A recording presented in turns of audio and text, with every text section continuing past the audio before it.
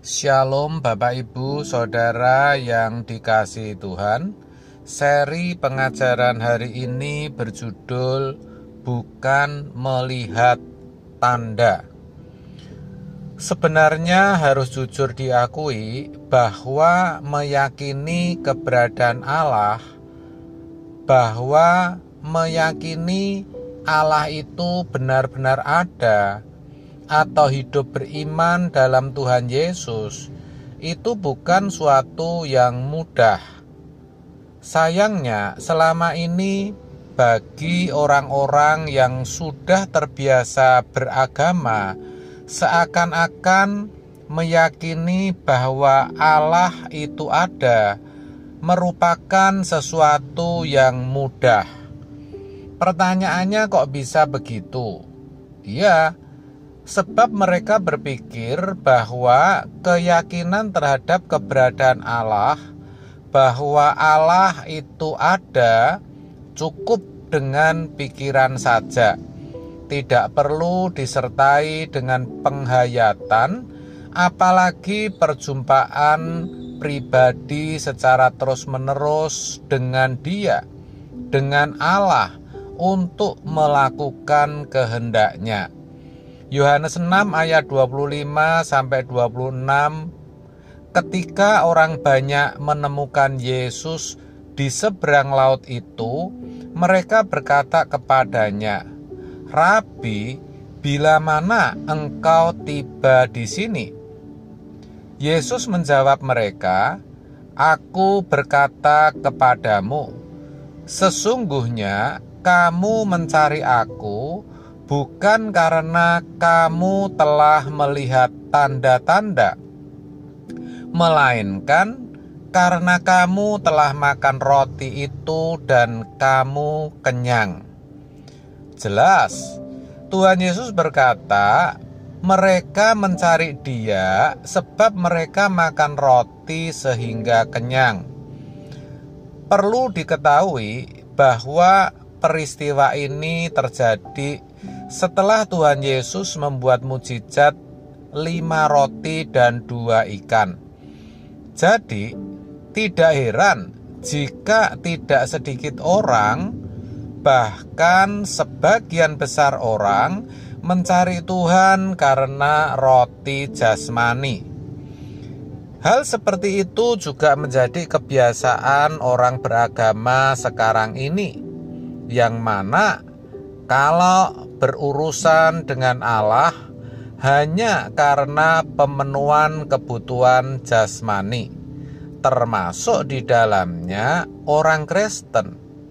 Tapi anehnya, gereja justru memberikan toleransi, bahkan tidak sedikit yang justru mengajarkan yang demikian, mengajarkan jemaat bahwa maksud berurusan dengan Allah atau beribadah kepadanya memang agar diberkati secara jasmani atau berkat lahiriah. Selain itu, Allah akan memberikan berkat bonus, yaitu surga. Pemahaman seperti itu memberi kesan bahwa Allah membutuhkan pengikut atau orang-orang untuk mempercayai keberadaannya. Jadi, kalau orang mau berurusan dengan Allah, pergi ke rumah ibadah dan rajin berdoa atau sembahyang, maka seakan-akan bagi Allah itu sudah cukup dan Dia dipuaskan dan tersanjung. Lalu percaya orang-orang yang melakukan hal itu diberkati dengan memberi jalan keluar dari masalah-masalah hidupnya, mencukupkan kebutuhannya, melindungi dari segala mara bahaya, dan memberikan bonus surga sesudah kematiannya.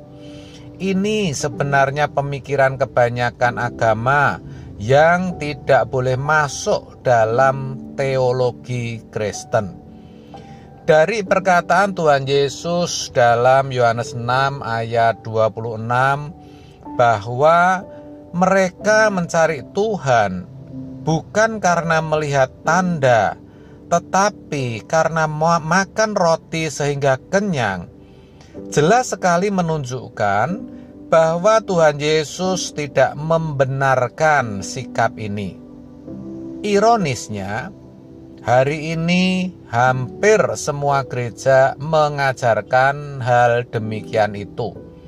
Gimana coba? Apa nggak sedih, saudara? Kalau jemaat diajar untuk mencari Tuhan hanya untuk memperoleh berkat-berkat jasmani, sejatinya itu merupakan penyesatan.